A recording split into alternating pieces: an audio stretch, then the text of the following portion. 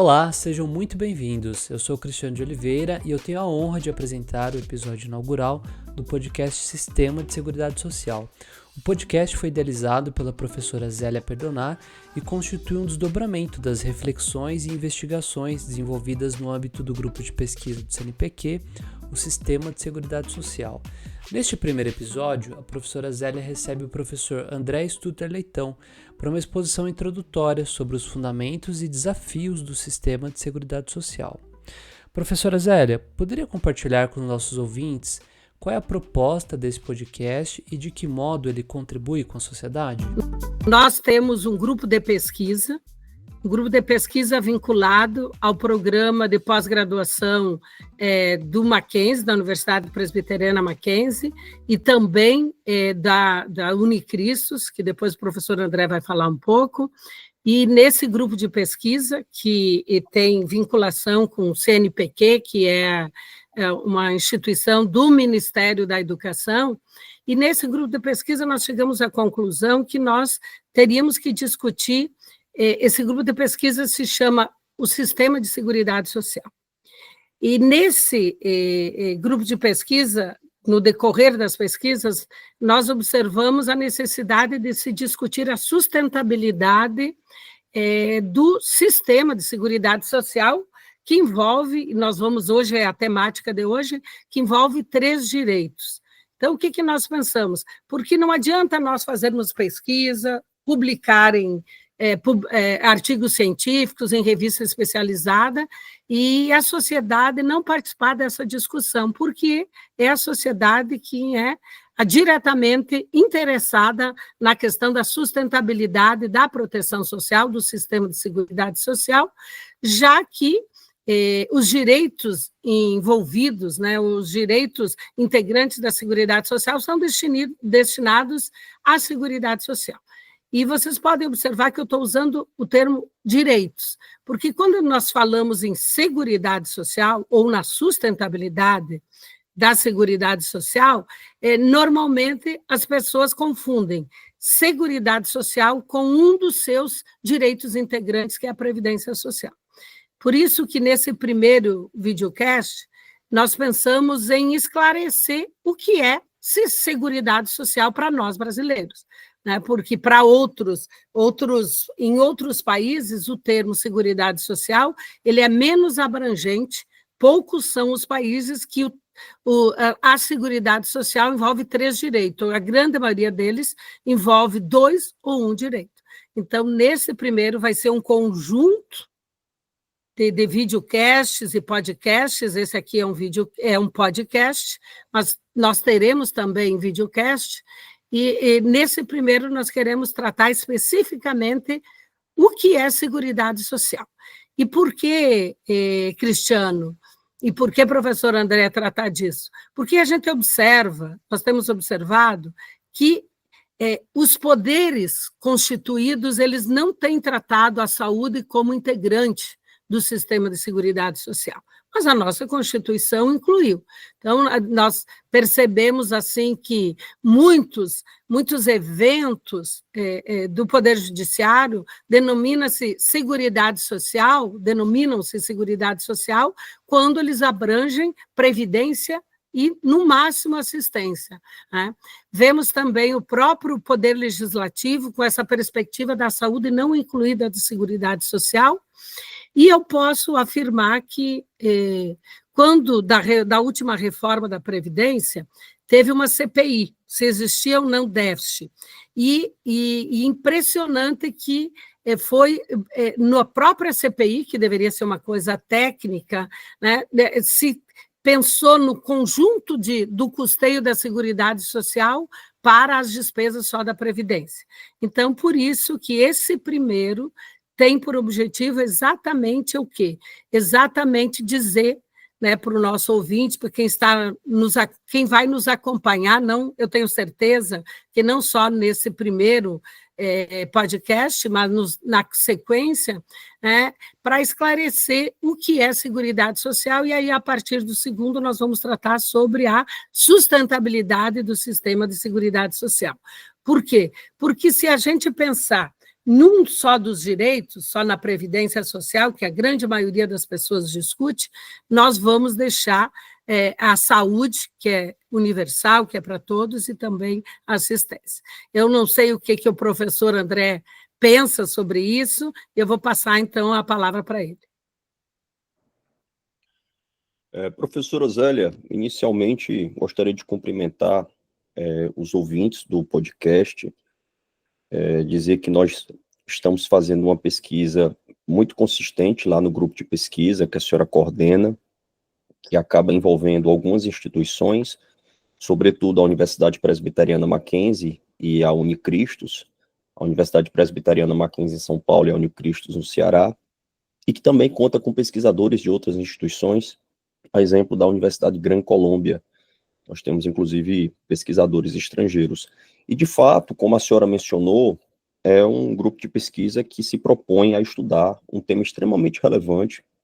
Afinal de contas, a dignidade, dentre outros direitos e objetivos previstos na Constituição, eles dependem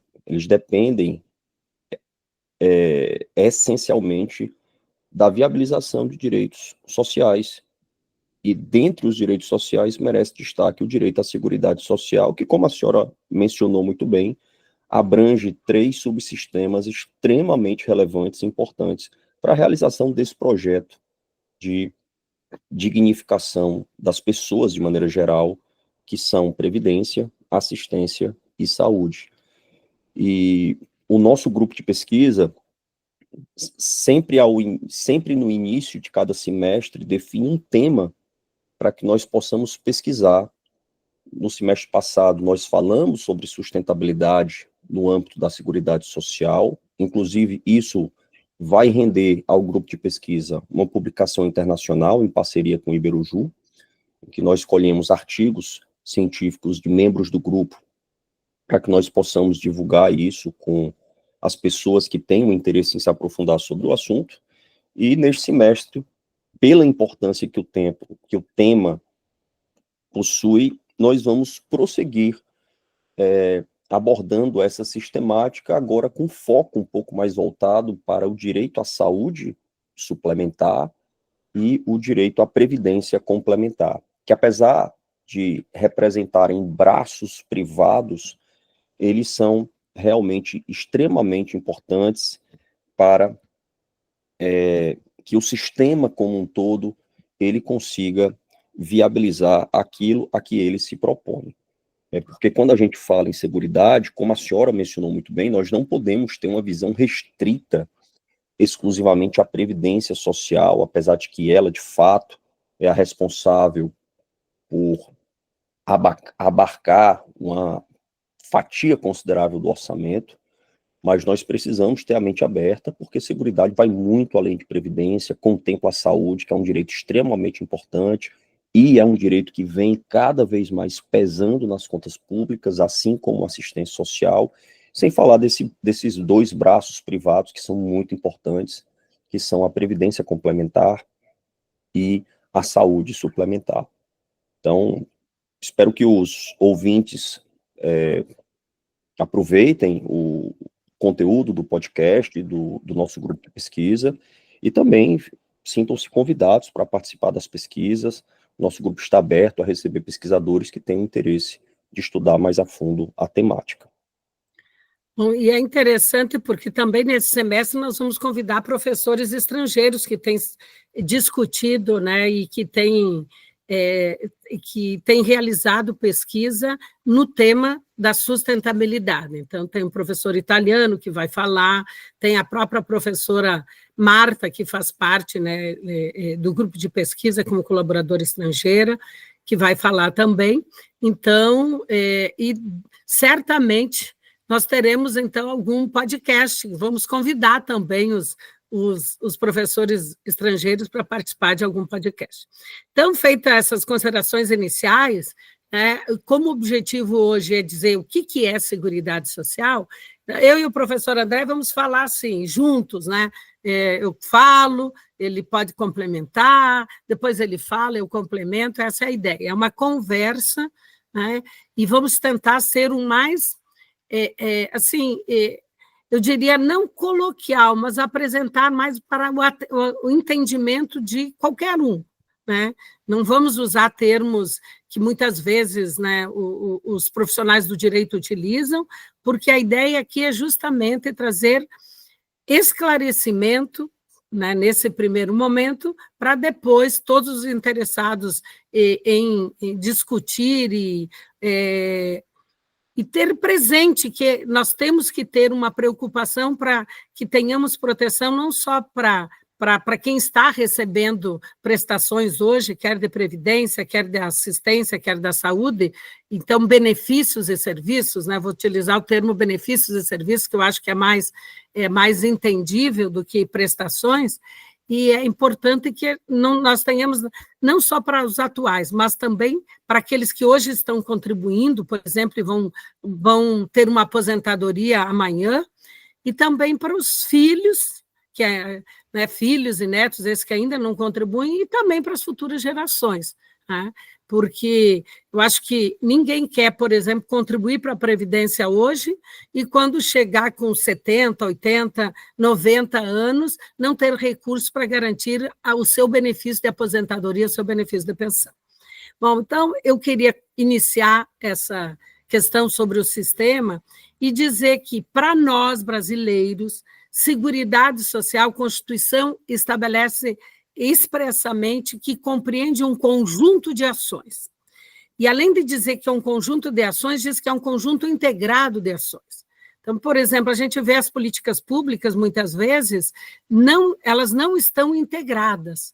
Depois a gente vai, no decorrer dos videocasts, se não hoje, demonstrar, inclusive, que o próprio Constituinte, de certa forma, ele criou uma prestação, um benefício assistencial que acaba não estando, eu diria, diretamente integrado naquilo que o artigo 194 da Constituição fala, que é um sistema integrado de ações e que esse sistema visa garantir 3 direitos: o direito à saúde, o direito à previdência e o direito à assistência social. Cada um desses direitos, ele tem um objetivo, tem um público, tem a quem é direcionado. Então, a Constituição de 88, ela trouxe uma inovação muito grande em relação às constituições anteriores. Por quê? Porque ela garantiu o direito à saúde a todos os brasileiros, né, independente de ser trabalhador ou não. Porque antes da Constituição de 88, como um direito subjetivo, as pessoas tinham direito. Quem tinha direito à saúde? Os trabalhadores. A partir da década de 50, começou a ser estendida aos dependentes deles, né? E agora a Constituição de 88, ela universalizou o acesso à saúde. É interessante porque, quando eu disse há pouco que os trabalhadores tinham direito, eu tenho que dar uma pequena explicação, porque como direito subjetivo era garantido aos trabalhadores urbanos, porque o Fundo Rural, que era a proteção concedida aos trabalhadores rurais, né, a lei que estabeleceu, que criou o Fundo Rural, ela dizia expressamente que o acesso a serviços de saúde seria garantido na medida que houvessem recursos. Então, como direito subjetivo, então era um direito que dependia da existência de recursos. E a gente sabe que todo direito depende da garantia de recursos, mas ela expressamente estabelecia isso. Então, vamos imaginar que se o Fundo Rural dissesse, olha, eu não tenho direito para prestar serviço de saúde, não teria esse direito. Mas eu sou filha de agricultores, e o meu pai era, então, beneficiário do Fundo Rural, e eu lembro que nós íamos nos médicos do Fundo Rural. Então, talvez não fosse como o que o INAMPS fornecia para os trabalhadores urbanos, mas tinha, embora precária, tinha, sim, um serviço de saúde. Então, primeiro isso, a saúde foi universalizada. E depois, no decorrer dos videocasts, nós vamos ver que hoje, por mais que seja dirigida para todos, a saúde ela tem, no conjunto de recursos, ela tem um conjunto bem inferior à Previdência Social e e era superior à assistência social, mas com a implantação do auxílio, dos auxílios emergenciais que nós tivemos durante a pandemia e depois o Auxílio Brasil, agora o Bolsa Família, a saúde, ao menos no âmbito federal, é dos direitos de seguridade social, aquela que tem a menor parcela de destinação de recursos. Então, nesse primeiro momento, depois vou passar para o professor André, mas nesse primeiro momento, ter presente que saúde é um direito dirigido a todos. Bom, ainda nós temos a Previdência Social, que continuou com a Constituição de 88 a ser dirigida aos trabalhadores e seus dependentes. Embora nós tenhamos, e depois em videocasts futuros a gente pode falar, tem a figura do segurado facultativo, mas ele é um estranho no ninho, porque a Previdência, desde que nasceu como seguro social na Alemanha, em 1883, ela foi dirigida aos trabalhadores e depois, num segundo momento, aos dependentes. E no Brasil foi assim, desde a criação da Previdência em 1923, e a Constituição manteve a Previdência Social. Né? Inclusive, alguns professores, né, dizem, tem o sistema bismarquiano, que é contributivo, e o sistema beverigiano, que não é contributivo. Não, mesmo dentro do sistema beverigiano, o principal instrumento de proteção é o seguro social, que sempre foi, desde a sua criação, como eu disse há pouco, em 1883, sempre foi contributivo. E a nossa Constituição, ela manteve isso, né? Embora, em relação aos servidores públicos, e não sei se vai dar hoje para falar, em relação aos servidores públicos, a Constituição, na redação originária, ela, especialmente em relação à proteção dos servidores, era não contributiva. Havia, na maioria dos entes federativos, a contribuição só para as pensões. Mas 10 anos depois, em 98, já se tornou contributivo também para os servidores públicos. Então, nós temos a Previdência, que é um seguro social, o trabalhador ele tem que contribuir, ele e aquele que o remunera, no caso de ser empregado, ou trabalhar vinculado, mesmo que sem vínculo empregatício, a uma empresa, também há a contribuição da empresa, então é contributivo, tem uma contribuição direta do beneficiário, e concede prestações, benefícios, especialmente benefícios, embora tenha 2 serviços, benefícios aos trabalhadores, que são denominados segurados, e aos seus dependentes, né? Justamente quando não há capacidade laboral. Porque se eu sou trabalhadora e vivo com o fruto do meu trabalho, quer como empregado, que recebo salário, quer como profissional liberal, quer como pequeno agricultor, quer como empregado doméstico, quer como um trabalhador avulso, especialmente aí relacionado a trabalhadores do mar, né? Todos esses, eles são segurados, eles recolhem e vão ter direito a aposentadorias que substituem ou o auxílio-doença, que agora se chama auxílio por incapacidade temporária, que substitui o rendimento do trabalho quando diante de incapacidade real ou presumida, né? Porque na aposentadoria há uma presunção de incapacidade, nem sempre ela é real, tanto que muitos se aposentam e continuam a trabalhar. E tem também para os dependentes. Então, se o trabalhador morreu e as pessoas viviam com o fruto do trabalho dele, então vai ter os benefícios, então, de pensão por morte, e no caso de ser preso, tem o auxílio reclusão, que nós não vamos entrar em detalhe hoje, né, mas a princípio tem que saber que as prestações, os benefícios previdenciários são dirigidos aos trabalhadores, quando diante de incapacidade laboral, e aos dependentes, quando o trabalhador não pode mais trabalhar porque faleceu ou porque está preso. E, finalmente, nós temos a assistência social, que, com a Constituição de 88, passou a ser um direito. Não é que nós não tínhamos assistência social antes, mas ele funcionava mais como um instrumento de caridade. E mesmo quando se tinha prestações do poder público, não eram prestações continuadas, eram prestações assim, muito inferiores às necessidades da concessão do mínimo existencial. Então, esse conjunto, e essa ideia esse conjunto dos 3 direitos visa proteger a todos. A saúde já protegendo a todos, e a previdência e a assistência juntos protegendo a todos. Até porque a assistência não é só assistência do poder público, nós temos também a assistência privada. Tanto que um dos benefícios concedidos pela assistência, que é o benefício de um salário mínimo concedido às pessoas com deficiência e aos idosos com mais de 65 anos, só vai ser concedido se a própria pessoa, o próprio idoso, se a própria pessoa com deficiência não tiver recursos dela própria ou da família.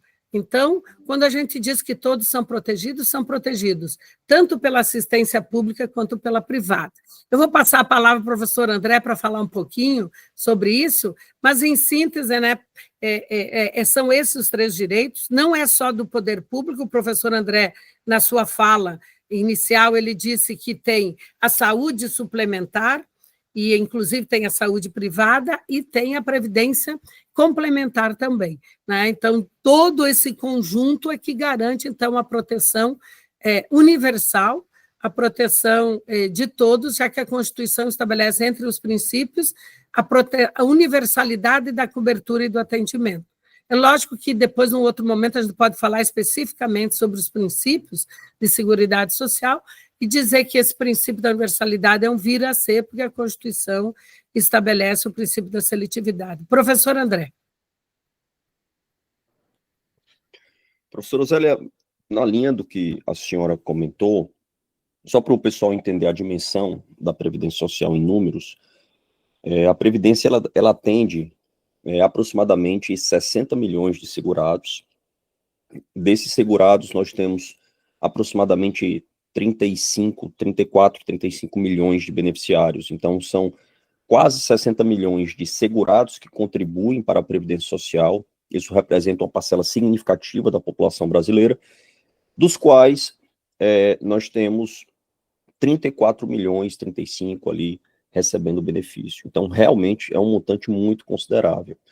É uma pena, apesar de nós termos milhões de pessoas contribuindo para a Previdência Social, eu disse que era uma pena porque nós poderíamos ter muito mais, já que existem no Brasil aproximadamente 40 milhões de pessoas que exercem atividades informais, ou seja, não contribuem para a Previdência Social, exercem atividade à míngua de uma proteção estatal, então eles não seriam cobertos pela Previdência Social, na hipótese de alguma contingência, a exemplo de uma doença incapacitante, de morte, e essas pessoas, elas têm potencial e exercem atividade laborativa. É um desperdício de mão de obra, e esse desperdício de mão de obra, ele gera problemas, se nós considerarmos que o sistema de seguridade social abrange previdência, assistência e saúde. Porque a população pode achar que o trabalhador informal ele não vai atrapalhar as contas da Previdência. De fato, ele não vai atrapalhar, porque se ele não contribui, a ideia inicial, sempre a priori aqui, afinal sempre existe a possibilidade de fraude, se ele não contribui, ele não vai receber um benefício da Previdência. Isso pode ser verdade, mas ele será eventualmente protegido pela assistência social, que realmente possui números também muito relevantes em termos orçamentários. O Bolsa Família, que acaba sendo o benefício assistencial mais conhecido, o Bolsa Família ele custa para o Brasil uma quantia de aproximadamente 170 bilhões de reais por ano. E nós temos outro benefício assistencial muito relevante, que é o benefício de prestação continuada, que também é muito conhecido como BPC, LOAS. E o LOAS, já há alguns meses, sobretudo de 2024 para cá, ele também vem gerando uma despesa muito significativa no orçamento da Seguridade Social, superando a marca de 100 bilhões de reais. Então, só de assistência, nós temos um orçamento ali que supera 250 bilhões de reais. Se nós considerarmos as despesas com a Previdência, o fundo do Regime Geral de Previdência Social, nós temos algo em torno de 1 trilhão de reais. São se eu não me engano, 970 bilhões de reais, esse é o dado. E para a saúde, o custo da saúde também vem aumentando muito, afinal de contas, a modernização da saúde, os tratamentos, eles vão ficando cada vez mais caros e isso vai onerando os cofres públicos. Existem medicamentos de alto custo, cujo tratamento representa um montante ali de 5, 6 milhões de reais, tratamento esse que vai ser aplicado para uma única pessoa. Então, o custo da saúde para o Brasil hoje seria algo superior a 200 bilhões de reais.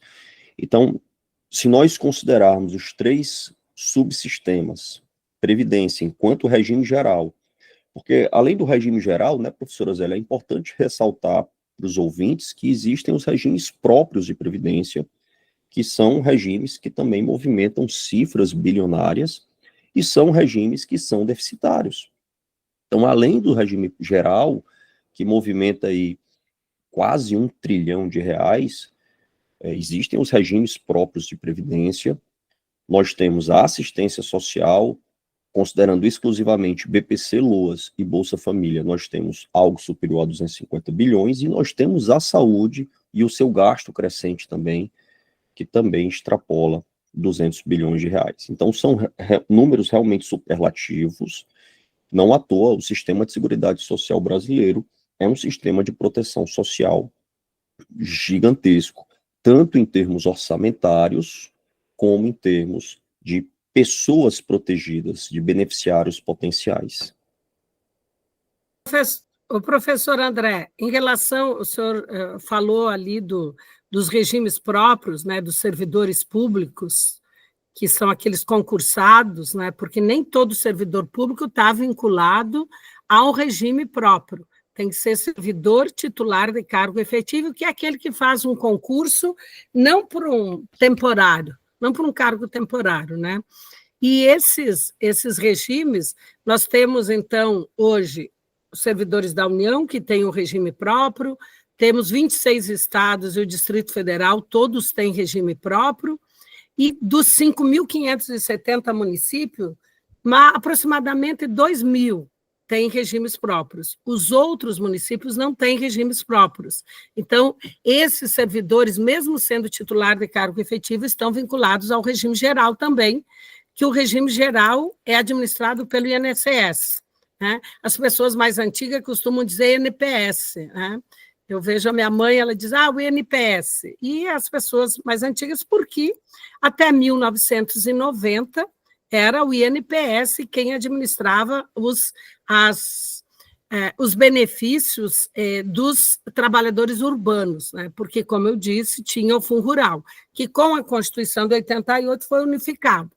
E hoje, então, nós temos o INSS, quem concede para o regime geral. Agora, em relação aos servidores da União, já que o senhor aqui citou as cifras, né? No ano passado, os servidores civis da União, tirando fora os militares e tirando fora as pensões dos militares, os servidores da União, os civis, e tem uma parte lá, o Ministério Público, a magistratura, né, do Distrito Federal também está incluído. Então, passou de 100 bilhões. Né? Em 2023, foi 104 bilhões de reais, enquanto que as contribuições da União e dos servidores foi de aproximadamente 50 bilhões. Então, nós tivemos ali uma diferença de 50 bilhões. E é interessante que a gente está falando em bilhões.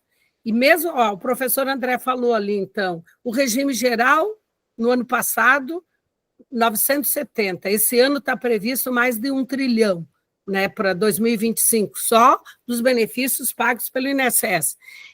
E assim, quando a gente diz 1 trilhão, é só dos benefícios previdenciários, porque o INSS também administra esse benefício que o professor falou ali, o benefício assistencial, o BPC-LOAS, né, e que hoje está em torno de 100 bilhões. Então, o que o INSS paga, ou vai pagar, vai ser 1 trilhão e 100 bilhões, né, porque muitos muitas pessoas acham que porque o INSS paga, que são as contribuições previdenciárias que pagam. E eu digo, quando digo muitas pessoas, eu quero dizer que muitas mesmo. Um dia desses eu estava conversando com um deputado federal e ele disse, o problema é que as contribuições dos trabalhadores têm sido dirigidas para pagar o benefício assistencial, o BPC. E eu disse para ele, não, deputado, não, a contabilidade, inclusive, é feita diferente. Eu acho que o próximo podcast, nós poderíamos discutir as receitas, né? As receitas para isso, porque todos esses volumes de recursos, todo esse volume de recursos que o professor André falou, né? Então, você pega 1 trilhão só do regime geral, pega 270 só da Bolsa Família e o BPC Loas. Então, você já tem ali 1 trilhão, quase 1 trilhão 200, passa 1 trilhão 250. E a União, no último ano, né, quase beirou a 200 bilhões, só que em relação à saúde. Só que a saúde ainda a gente tem recursos dos estados e municípios, né? Mas nesses quase 200 bilhões que a União que está no orçamento da União, é importante que parte vai para o fundo municipal e parte para o fundo estadual de saúde.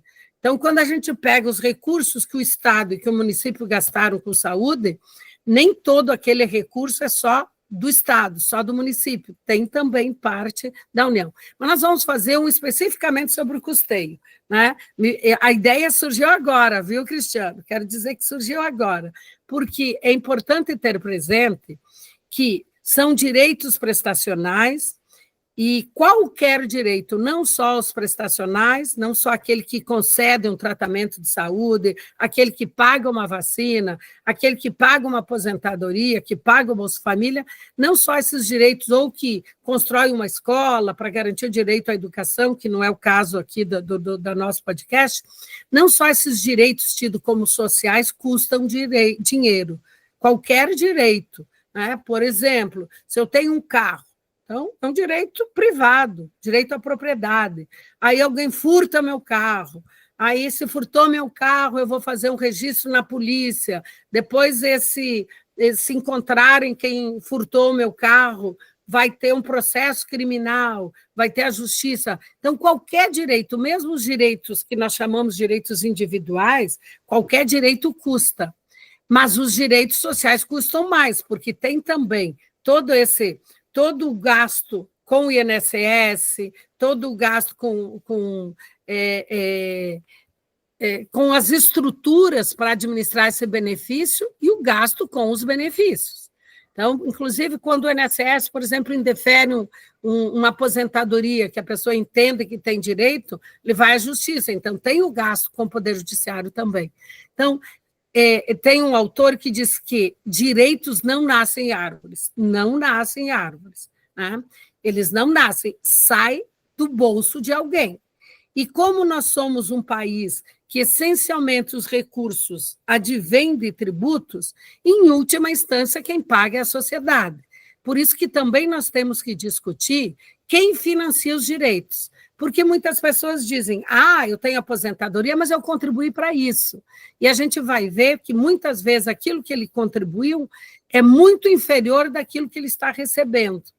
Inclusive, se nós considerarmos não só a contribuição dele, mas a contribuição do empregador dele. Para se ter uma ideia, nos últimos anos, apenas aquilo que a gente chama de contribuição previdenciária, que é a contribuição do trabalhador, e a contribuição do empregador, das empresas, elas correspondem a 2/3 do que o INSS paga para os aposentados e pensionistas. Então, é por isso que eu acho que a gente tem que discutir, porque se a gente vai falar em sustentabilidade depois, professor André, as pessoas têm que saber que é a sociedade quem custa. E, muitas vezes, a sociedade custa. Assim, a gente tem aquilo que eu denomino de solidariedade invertida, né? Porque se eu pego da tributação que incide sobre um copo, né? Eu aqui, gravando, eu estou levantando um copo, embora não seja, né, vocês estão só num podcast, estão só ouvindo, mas então, se eu vou comprar um copo no supermercado, ou numa loja, né? Eu vou pagar um conjunto de tributos, dentre os quais contribuições de seguridade social, que vão muitas vezes para a aposentadoria, e a aposentadoria de um trabalhador vinculado ao regime geral ou de um servidor público, na medida em que os recursos das contribuições, por exemplo, há pouco eu falei da União, né? Os recursos da contribuição da União e os recursos das contribuições dos servidores, né, significam a metade do que é gasto. Mas, enfim, isso aí a gente vai discutir num outro momento. Nesse videocast, a nossa intenção é demonstrar o que é Seguridade Social, né? Porque se nós vamos tratar da sustentabilidade, então a gente tem que saber. Então, nós sabemos vimos hoje que a Seguridade Social brasileira inclui o direito à previdência, que essa previdência ela é obrigatória e é complementar, facultativa, o professor André falava pouco da previdência complementar, e nessa previdência obrigatória nós temos o regime geral, que quem administra é o INSS, e os regimes próprios, que quem administra é o próprio ente federativo. A União para os seus servidores, os estados para os seus servidores e os municípios que têm o regime próprio para os seus servidores. E, além desta obrigatória, nós temos a previdência complementar, que antes era dirigida só para os trabalhadores da iniciativa privada, que tinham um teto de proteção. Mas agora, todos os regimes próprios, com a última reforma, a reforma de 2019, com a última reforma da Previdência, todos os entes federativos devem adotar o mesmo teto de proteção, que hoje gira em torno de R$ 8.000. Então, por exemplo, eu faço um concurso para juiz do estado do Ceará, o estado do professor André. Então, se eu fizer um concurso para juiz no estado do Ceará, até 8.000 eu estou na previdência obrigatória do regime próprio. Acima daquilo, se eu quiser, vou para a previdência complementar. Então, é importante ter presente, né, que a previdência complementar também faz parte, e essa ideia de proteção mais ampla, ela foi desenhada em 1941 e 42, naquilo que foi conhecido, porque esse estudo foi divulgado como relatório Beveridge, e muitos dizem, é o modelo beverigiano. O Beveridge, ele disse que não só os trabalhadores tinham que ter proteção, mas tinha que ter proteção toda a sociedade. E por isso ele pensou um sistema muito parecido com o nosso. Aliás, nós fizemos um sistema muito parecido com o dele, né? A Constituição de 88, porque manteve a Previdência, que é contributiva, e o Beveridge manteve o seguro social, tornou obrigatório para todos até um determinado limite. Nós aqui tínhamos o limite inicialmente para o regime geral e agora para toda a Previdência obrigatória, inclusive para os servidores. Ele disse que tinha que ter assistência social para aqueles que não contribuíam e daí tivessem vulnerabilidade. Ele disse que essa assistência social deveria ser precedida de prova de necessidade. Então, por quê? Porque se eu não preciso, se eu não contribuir para a Previdência, mas eu não preciso, eu não vou ter assistência, aquilo que eu disse, vou ter assistência privada, assistência familiar, né? Então, o Beveridge também pensou nisso, e ainda ele disse que não só os trabalhadores ficavam doentes, mas todos, por isso a saúde universal. O nosso modelo adotou, inclusive Beveridge disse que, como a Previdência tinha que ter um teto, tinha que ser facultado ao trabalhador ter uma previdência que eles chamaram de seguro voluntário, né? E ele disse que esse seguro voluntário tinha por objetivo garantir o real nível de vida do trabalhador. Então, se eu sou um gerente de banco e ganho R$ 15.000, e se a Previdência vai me garantir a proteção no máximo até 8.000, é pela Previdência complementar que eu posso ter a real manutenção do valor de R$ 15.000. Então, a Previdência Complementar, ela participa, a saúde, com a Constituição de 88, foi universalizada, então todos nós temos acesso ao SUS, não só os trabalhadores, ao Sistema Único, mas todos têm acesso ao Sistema Único. Só que a Constituição, ela fala em saúde complementar, suplementar e privada. A complementar é quando é chamado a iniciativa privada para complementar aquilo que a saúde pública, que os hospitais públicos não têm condições de garantir para todos. Então, nós temos a saúde complementar. E temos a saúde suplementar, que são os planos de saúde. Então, por que faz parte essa saúde suplementar? Porque se eu não buscar na saúde suplementar o tratamento de uma doença que eu tenho, eu vou buscar no sistema único. Então, a própria universalidade, ela se dá junto com a saúde complementar e suplementar. E finalmente, né, assistência social, que, como eu disse, ela é assistência pública, ela vai existir quando não houver, né, a saúde pública, aliás, desculpa, a assistência privada. Desculpem aqui, eu confundi, estou falando da assistência, não da saúde. Então, a saúde, né, nós falamos já há pouco, que tem complementar e tal, e a assistência social tem a pública e a privada.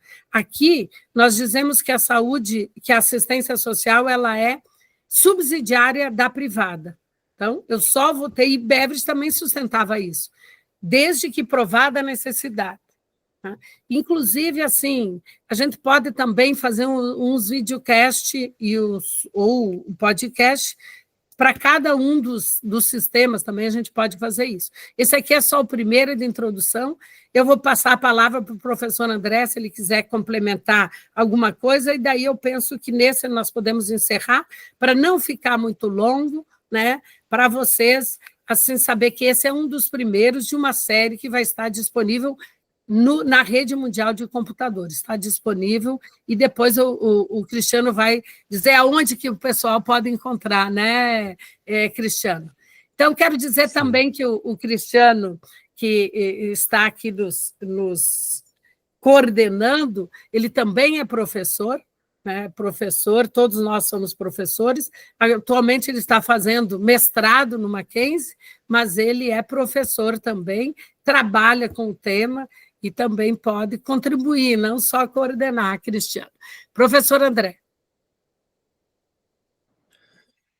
Bem, professora Zélia, a sua comunicação foi bastante robusta, bastante consistente. Eu só teria que acrescentar alguns dados que podem, que vão na mesma linha. Existem duas premissas não muito amistosas que a gente costuma trabalhar no nosso grupo de pesquisa. A primeira, a senhora comentou, que até os direitos que não têm preço, eles têm custo. De fato, se nós considerarmos saúde, previdência e assistência, são direitos muito valiosos, mas todos eles têm custo. E considerando a premissa de que o Estado não produz riqueza, esse dinheiro ele vem da mão do suor dos contribuintes brasileiros.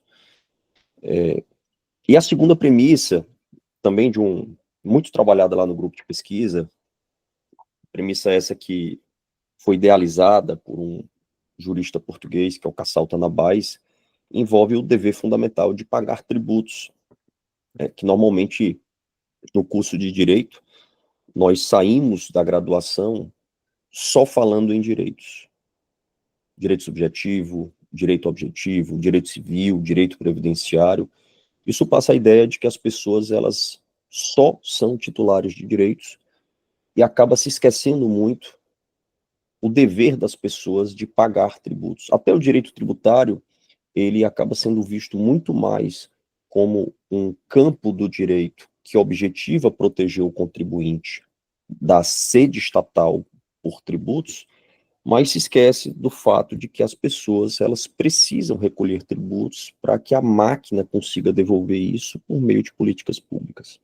É fato que a carga tributária brasileira, considerando que se trata de um país em desenvolvimento, ela é muito elevada, e é fato também que os governos, vamos colocar no plural, sempre que pensam em reformas previdenciárias, eles acabam simplificando o grande problema do déficit, que tende a ficar cada vez maior, e eles simplificam apresentando duas soluções relativamente simples, mas que estão ficando cada vez mais difíceis de executar. A primeira é aumentar a arrecadação.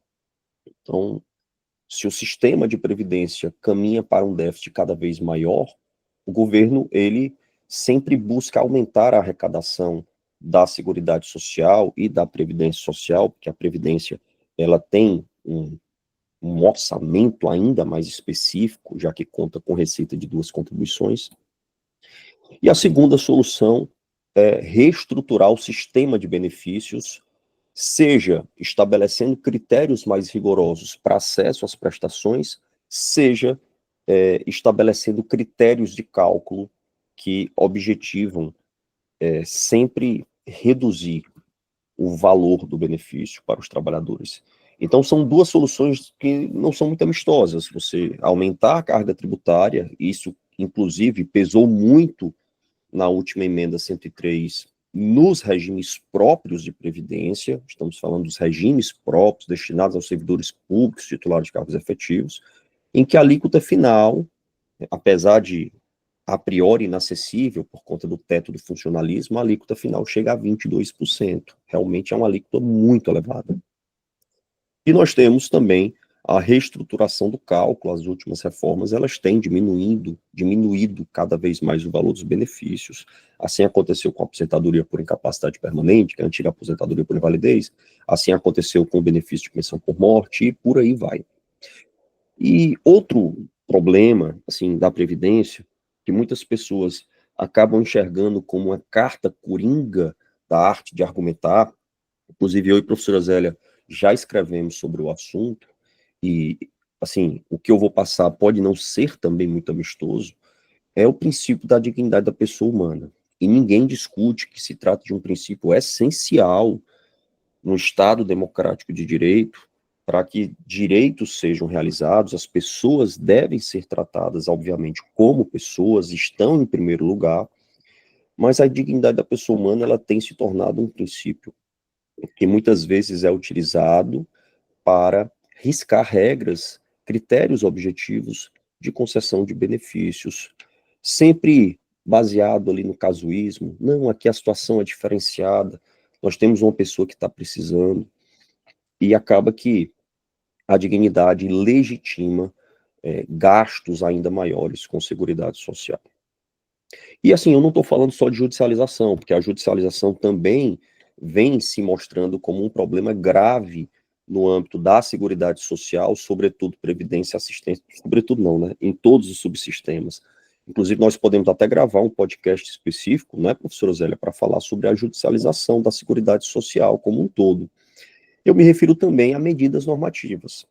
E um tópico, um ponto que a professora Zélia e eu, e alguns orientandos meus, nós sempre colocamos em pauta, é a questão do sistema previdenciário que se aplica para o microempreendedor individual e para o segurado facultativo sem renda.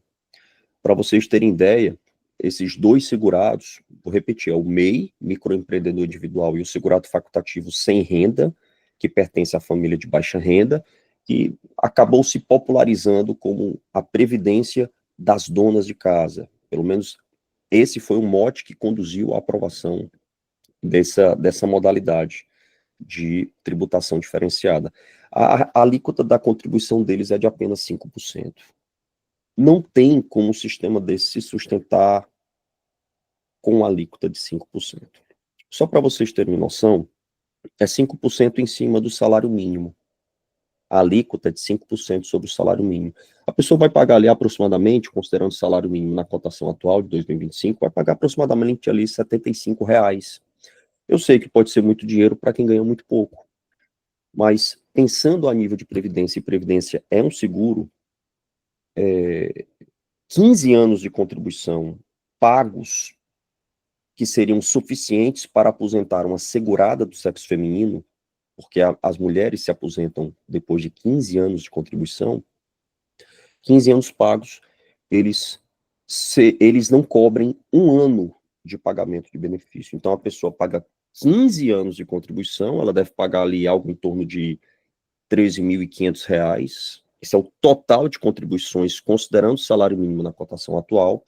Eu sei que todo ano o salário mínimo reajusta, mas o benefício também reajusta. E de maneira que um ano de benefício, 13 parcelas, porque as pessoas têm direito ao 13º salário, já seria suficiente para fazer frente a todas as contribuições recolhidas. Sem falar da possibilidade de a pessoa receber ali no meio do caminho um salário maternidade, receber um benefício por incapacidade. Então, nós sempre precisamos ter em mente que, apesar da Previdência ser um seguro de natureza social, de ser um seguro que não visa ao lucro, de ser um seguro que é fundamental para proteger as pessoas, baseado na ideia de pacto intergeracional, ativos financiando inativos, a Previdência ela não está obrigada a funcionar sempre no vermelho. Então, há necessidade de nós reestruturarmos o sistema em busca de equilíbrio para que ele seja sustentável, para que ele seja resiliente. E um ponto, né, professora Zélia, que nos incomoda muito é o fato de que o Brasil, que está atingindo provavelmente nos anos atuais, o Brasil está atingindo bônus demográfico, então a maior parte da população brasileira está em idade economicamente ativa e nós estamos desperdiçando esse momento para fazer o sistema crescer em termos de arrecadação e viabilizar pagamento de benefícios para as pessoas que vão envelhecendo, e o Brasil está desperdiçando isso com a informalidade, está desperdiçando isso com modelos de proteção excessivamente protetivos, gerando uma situação, um futuro difícil. O futuro da Seguridade Social como um todo, ele realmente é bastante difícil, e considerando que um dos princípios da Constituição, no que toca à Previdência, especificamente, é o equilíbrio atuarial, nós precisamos sim nos preocupar hoje, no presente, a respeito do futuro da Seguridade Social. Então, a Previdência é um sistema em que estabelece regras presentes que pensam não apenas no presente, mas que pensa também no futuro, porque a Seguridade Social é um direito fundamental para todos os brasileiros e brasileiras, e é importante que ela seja sustentável.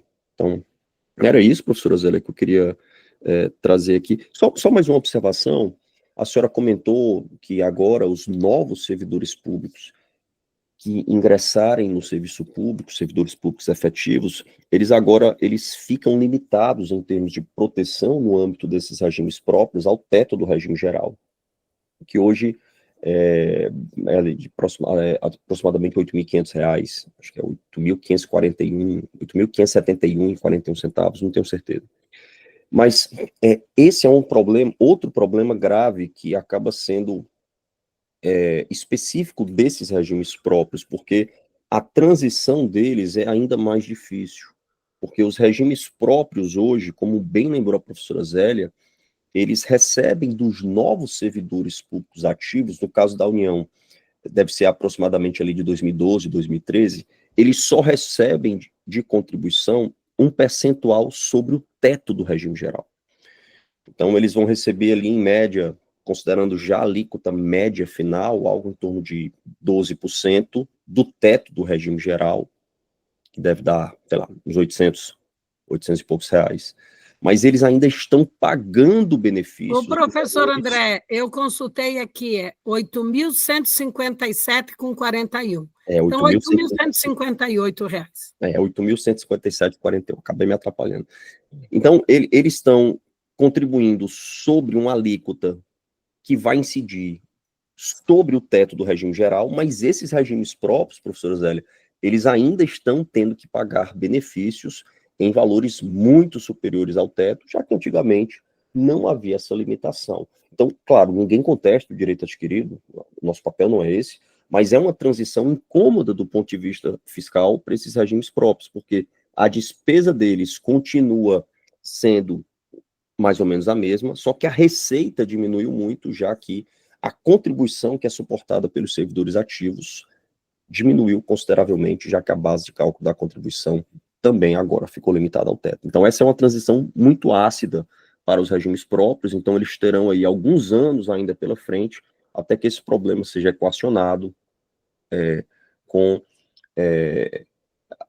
o equilíbrio maior entre receitas e despesas. Então, eram essas as minhas contribuições, professoras, agradecendo aí mais uma vez o Cristiano pela oportunidade de viabilizar esse podcast do nosso grupo de pesquisa, agradecendo a professora Zélia também, que é a nossa líder lá no grupo, chama a professora Zélia de chefa lá no grupo de pesquisa, e todos os demais colaboradores, pesquisadores que fazem do nosso grupo de pesquisa um ambiente realmente muito imparcial e neutro do ponto de vista acadêmico. Nós temos alguns colegas que são advogados, mas que são muito conscientes em relação à necessidade de nós pensarmos num sistema que seja sustentável e resiliente às crises. Eu penso que, assim, por esse primeiro, acho que a gente conseguiu assim, passar a ideia, né, Cristiano? E na próxima, a gente pode, talvez, até discutir o financiamento em si.